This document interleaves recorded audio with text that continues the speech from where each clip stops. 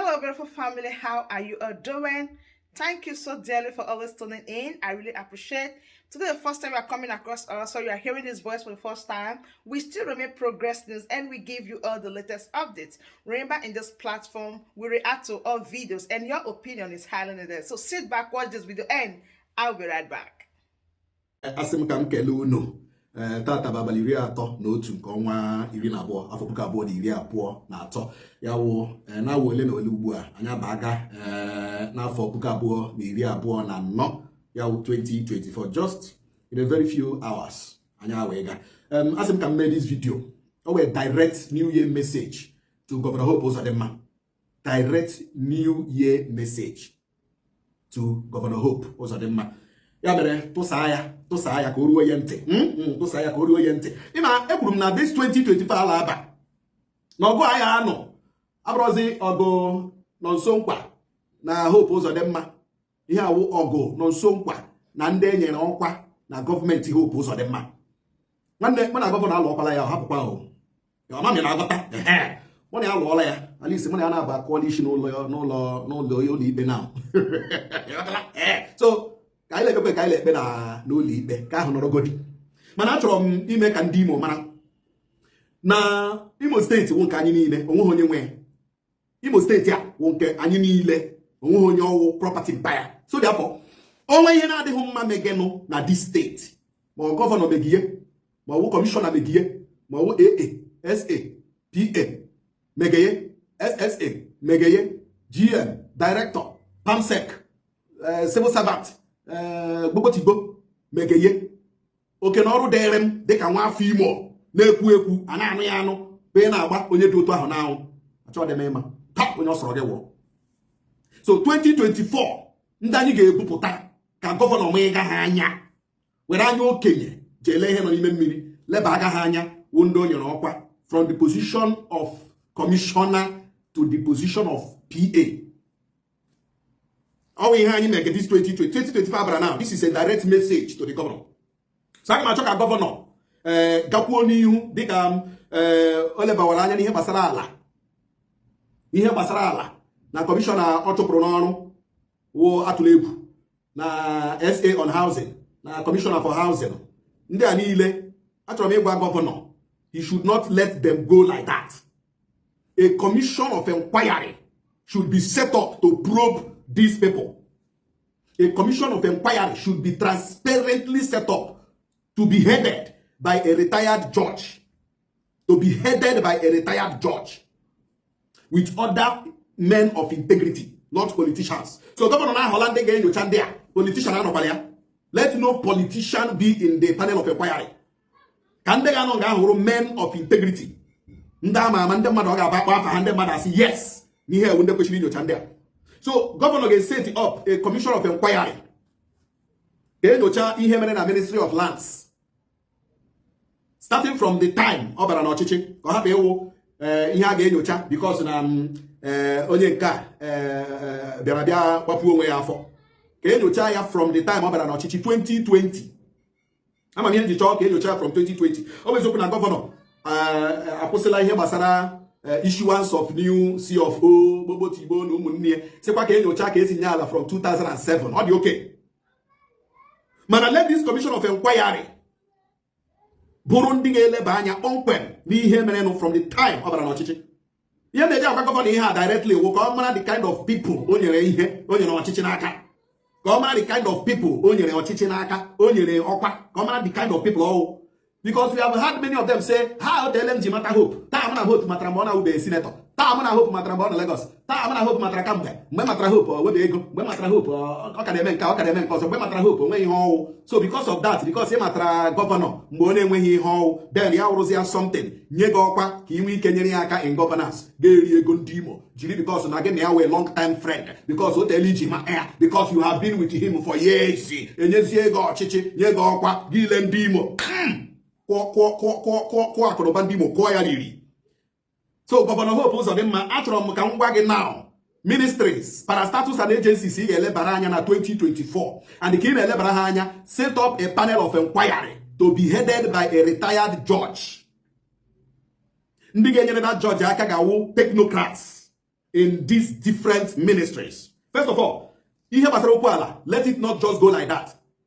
Prosecute the suspended commissioner. Prosecute the suspended SA on housing. Prosecute the relocated commissioner of housing. Prosecute one there. Transparently. People get confidence in your government.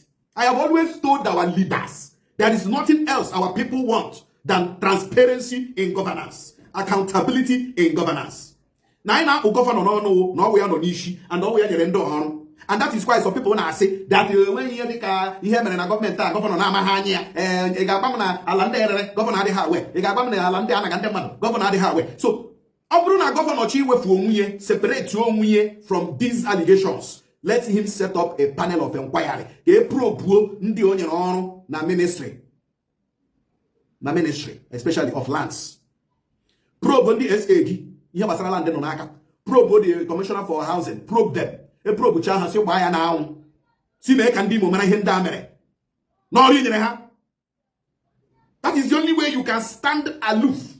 You know, you can stand separate from these allegations. This is a direct New Year message to the governor of Imo State. Probe the activities of OCDA from the time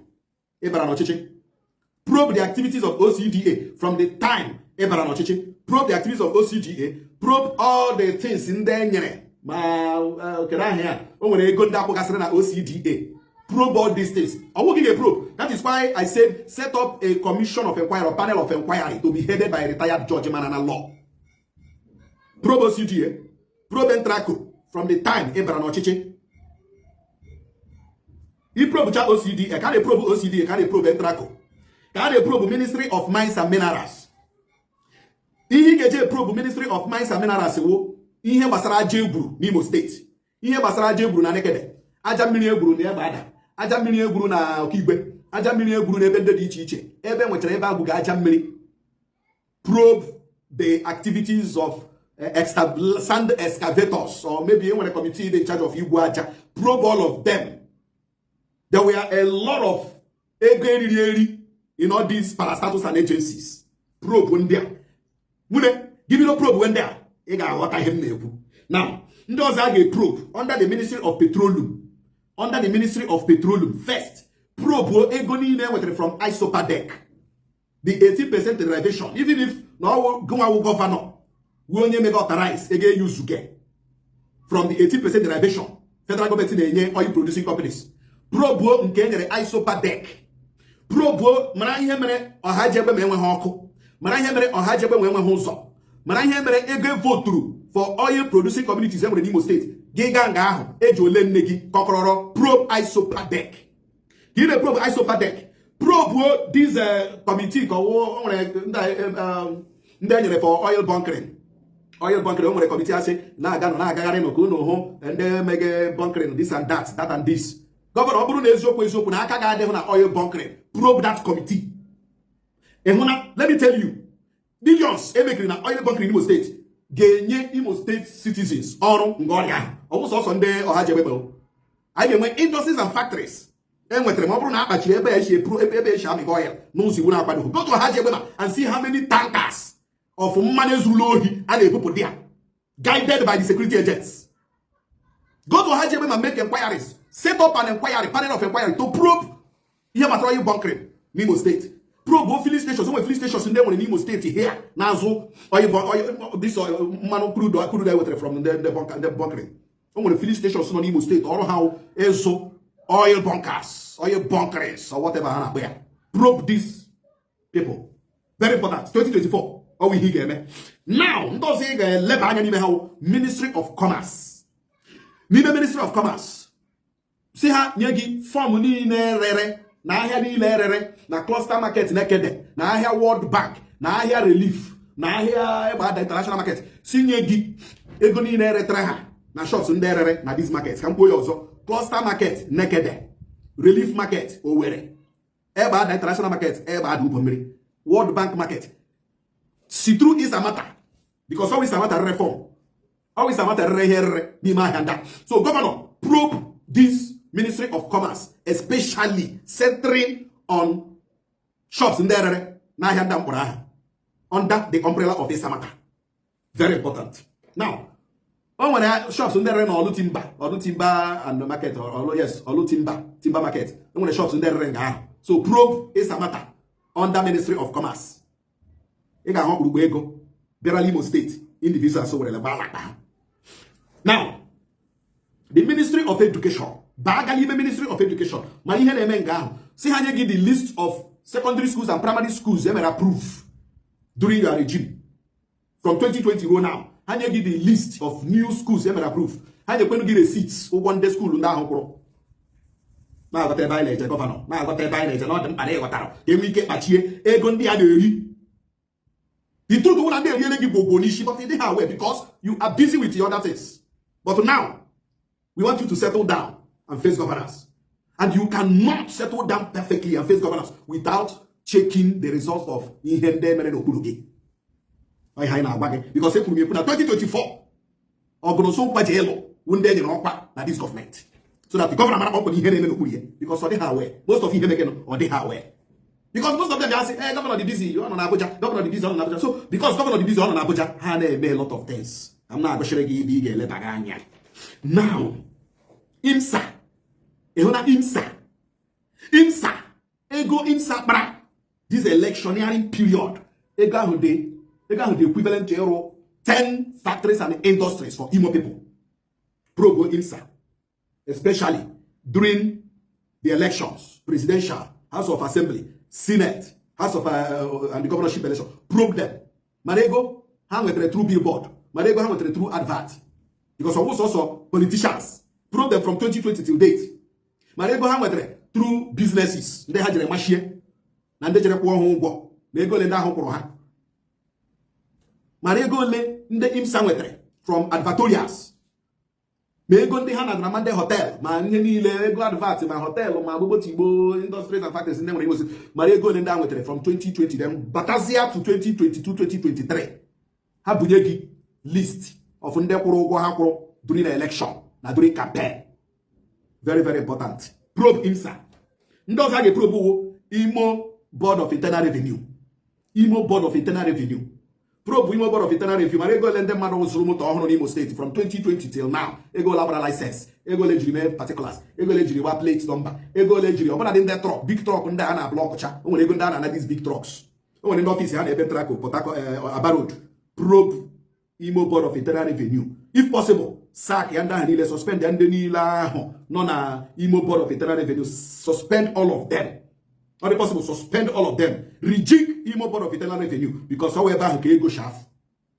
Imo Board of Internal Revenue and I hate such agency and a junior serious even if like had the honama we only as far as only had a war we yet get there we get my chair every go to share in Imo State. Very very important. Very very very important. Then I know Ministry of Transportation probe ego niile etetere na paint. Boss Imo niile no Imo State at least and more than 20,000 boss Imo etere paint. Probe them. She will take receipt in the pro that boss e paint. Ma kenifa gene go da baraba ma ihe niile ego ni otu ahụ shi ba ego boss Imo ma paint ma ihe niile bobo tibo you know at least one boss Imo ihe ji paint one boss Imo carry 35-40,000 naira. Ihe ji paint boss Imo carry 25-30,000 naira. So probe this painting of Imo boss. Very very important. Probe ma ticket probe all these 300 naira tickets, 150 naira tickets. She chetachara the documents and the check through TSA. Man, go down by government. Here we had your company get back now 2024. Here they are the back. We have other things I get. We have a lot of things I get. As a governor 2024. Here the jail where Imo State belongs to all of us. When our own few people. When they Imo State, few people can have a mansion, now hotel, now Abuja, Imo, even in the campaign, as well. With even our taxes, and I'm here guy and salary, yes, some people are eating it. So, as a governor of the state, this is a New Year message to you, sir. Probe these people we have mentioned. Set up a panel of inquiry. Look into their activities between 2020 till now. Probe them from A to Z. What do you get back? That is the only thing you can do. Then you will now restore confidence of the people in your government. That is the truth. That is the truth. Then finally, sir, probe the activities of Tiger Base. Finally, sir. This is the thing as a governor of Imo State. Call up the activities of Tiger Base. Rejig here, whatever they are doing there, whatever is happening there. Put up human rights violations. Go ahead, whatever it is that they did. So that when they want to report against more police, more army, more whatever, let this panel of inquiry also look into the activities of Tiger Base in Imo State. Because there have been total violation of human rights in Imo. Between 2020 and 2023, the violation of human rights under your government, or the massive, in the history of governance of Imo State. So for you to restore confidence of the people in your government, probe the various violations under your regime. Give me any hand you will see a smooth sail.